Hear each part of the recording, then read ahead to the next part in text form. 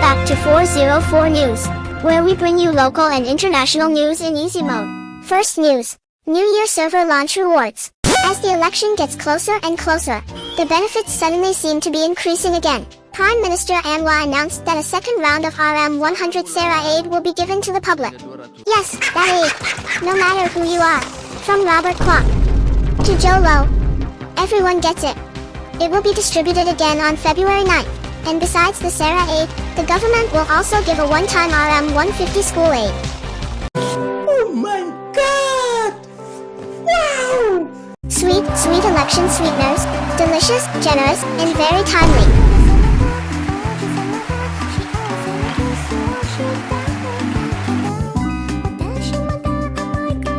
After 3 years in office, Prime Minister Dato Seri Anwar Ibrahim has been criticized by many for slow reforms, and for some reforms that simply disappeared. Anwar, the man holding both the Prime Minister and Finance Minister positions, once famous for reformacy, somehow turned it into reformati.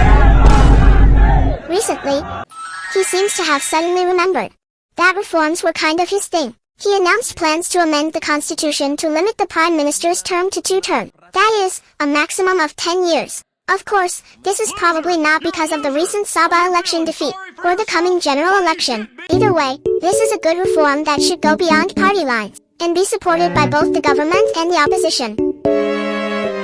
A prime minister who stays in power for too long often creates serious structural problems. The longer someone stays in office, the more loyal followers they place or train, the bigger and tighter their network become. Eventually, the cost of getting things done drops so low that all it takes is a phone call. Can I make my phone call? Do I have rights? Can I make my phone call? Who you gonna call? Huh? Who you gonna call? Your mama. All right, get your ass in the car. Man. Okay, without that one.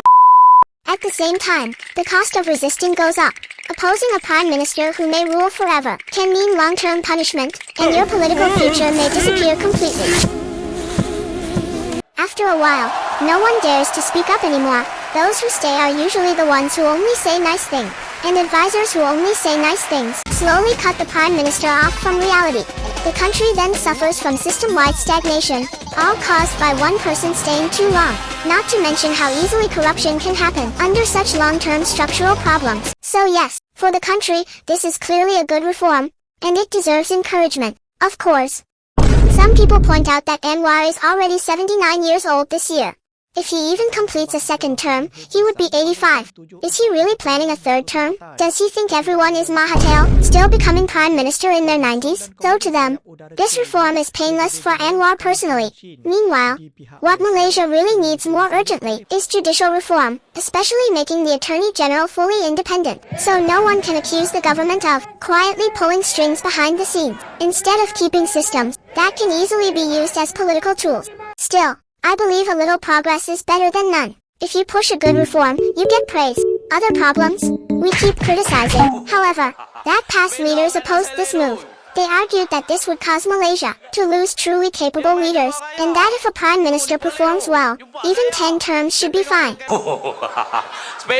But maybe, just maybe, if you look around the world, leaders who manage to rule for 10 terms are usually not great leaders. They are more often authoritarians or dictators. You sure about that? You sure about that? You sure about that? From discharge not amounting to an acquittal, also known as DNAA, to no further action, NFA, case closed. So what did that political coalition, the one that once loudly branded itself as clean and anti-corruption, the one that kept biting down on UMNO's so-called court cluster, and firmly believed they were corrupt, what did they say about this? What did they do? Up to the time of recording, only Ramkarba Singh has stepped out to demand an explanation from the Attorney General's chambers. Wow, amazing. Looks like everything has now turned into a beautiful misunderstanding. In 2018, when they ruled on their own, they investigated UMNO for corruption, and swore to send the court cluster to jail. Then in 2023's, after forming a unity government together, suddenly, misunderstanding cleared. Wonderful.